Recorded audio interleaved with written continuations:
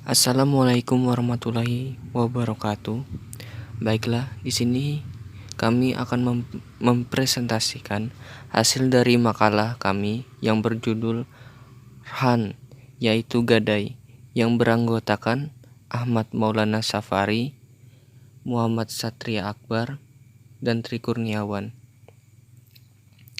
Dan di sini kami akan menjelaskan apa itu definisi RHAN, landasan hukum RHAN, rukun dan syarat gadai, pendapat para ulama tentang pemanfaatan barang gadai, batalnya akad gadai, dan yang pertama yaitu definisi RHAN.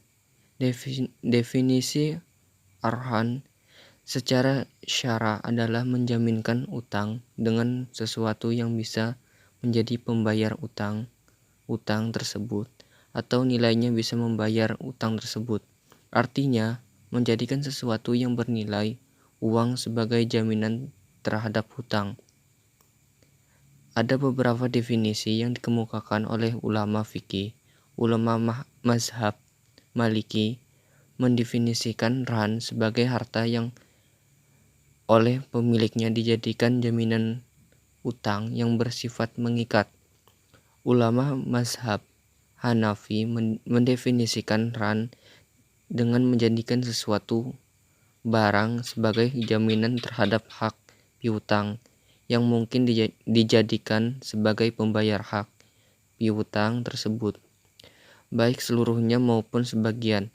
Sedangkan ulama mazhab Syafi'i dan mazhab Hambali mendefinisikan RHAN dalam arti akad, yaitu menjadikan materi barang sebagai jaminan utang yang dapat dijadikan pembayar utang apabila orang yang berhutang tidak bisa membayar hutang itu. Landasan hukum RHAN.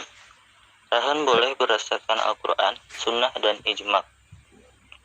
Allah berfirman, Quran Surah Al-Baqarah ayat 283, yang artinya, jika kamu dalam perjalanan dan bermuamalah tidak secara tunai, sedangkan kamu tidak memperoleh seorang penulis, maka hendaklah ada barang tanggungan yang dipegang oleh yang berpiutang.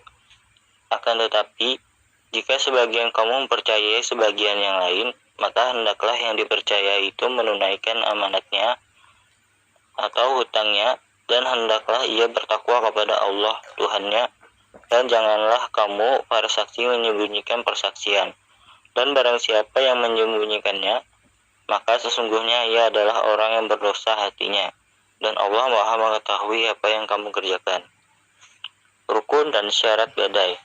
Dalam melaksanakan suatu perikatan terdapat rukun dan syarat gadai yang harus dipenuhi. Secara bahasa, rukun adalah yang harus dipenuhi untuk sahnya suatu pekerjaan. Sedangkan syarat adalah ketentuan atau peraturan petunjuk yang harus dipindahkan dan dilakukan.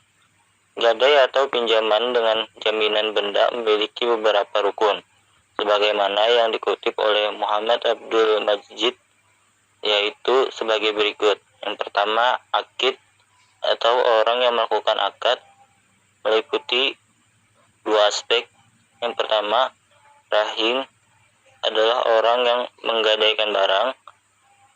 Murtahin adalah orang yang berpiutang yang menerima barang gadai sebagai imbalan uang kepada yang dipinjamkan. Dua, ma'qud alaih atau yang diakadkan, yakni meliputi dua hal. Marhun atau barang yang digadaikan atau barang gadaian, dan dain marhun bi'in, hutang yang karenanya diadakan gadai. Tiga, sikhat atau akad gadai. Ibnu Rashid dalam kitab mengatakan rukun gadai terdiri dari 3 bagian, yaitu orang yang menggadaikan, akad gadai. Ketiga, barang yang digadaikan. Ulama Syafi'iyah sebagaimana dikutip oleh Ibnu Rashid berpendapat bahwa transaksi gadai itu bisa sah dengan memenuhi 3 syarat sebagaimana yang telah disebutkan dalam kitab Ibnu Rashid, yaitu harus harus berupa barang. Baiklah, di sini saya ingin melanjutkan materi dari Akbar. Langsung saja, adapun syarat-syarat gadai diantaranya 1. Rahin dan murtahin tentang pemberian dan penerima gadai. Disyaratkan keduanya merupakan orang yang cakap untuk melakukan sesuatu perbuatan hukum sesuai dengan ketentuan syariat Islam, yaitu berakal dan baligh. 2. Sigat. Sigat tidak boleh terikat dengan syarat tertentu dan juga dengan suatu waktu di masa depan. B. Rahan mempunyai sisi melepaskan barang dan pemberian utang seperti halnya akad jual beli, maka tidak boleh diikat dengan syarat tertentu atau dengan suatu waktu di masa depan. C. Marhun bih atau hutang, menyangkut adanya utang, bahwa utang tersebut disyaratkan merupakan utang yang tetap. Adapun pendapat para ulama tentang pemanfaatan barang gadai, yaitu akad gadai bertujuan untuk meminta kepercayaan dan menjamin utang, bukan mencari keuntungan dan hasil. Selama hal itu keadaannya demikian, maka orang yang memegang gadai atau murtahin dapat memanfaatkan barang yang digadaikan, sekalipun diizinkan oleh orang yang menggadaikan atau rahin. Menurut Syed Sabiq, tindakan memanfaatkan barang gadai tak hubahnya kiraj yang mengalirkan manfaatnya, dan setiap bentuk kiraj yang mengalirkan manfaat adalah riba. Dalam pengambilan manfaat barang-barang yang digadaikan, para ulama berbeda pendapat. Di antaranya Jumhur Fuqaha dan Ahmad. Jumhur Fuqaha berpendapat bahwa murtahin tidak boleh mengambil suatu manfaat barang-barang gadai tersebut, sekalipun rahin mengizinkannya, karena hal ini termasuk kepada utang yang dapat menarik manfaat, sehingga bila dimanfaatkan termasuk riba.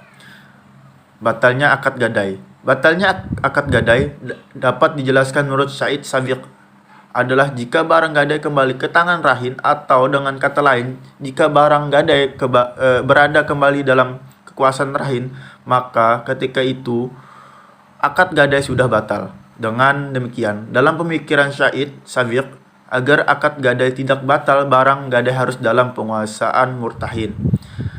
Baiklah, sekian dari materi dari kami. Terima kasih. Wassalamualaikum warahmatullahi wabarakatuh.